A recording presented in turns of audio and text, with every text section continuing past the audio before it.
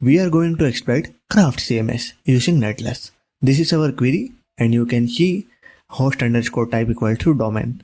So we are going to set domains for it. You can see 62,000 instances are available for this.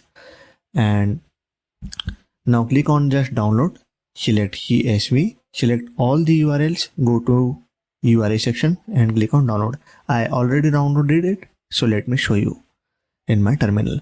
This is actually the command to check the vulnerable instances. I am sharing the tool in description. You can see our scan is going on. It will take a few seconds to load all the things and run the full scan. And I actually found these vulnerable instances, and these are some huge websites. I can't show you due to some privacy issues. And this is the actual exploit you can use to exploit it. I will share the link in the description.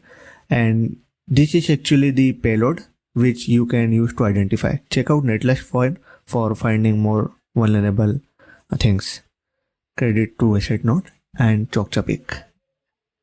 Check out description for tools and details. Thanks for watching the video. Share it.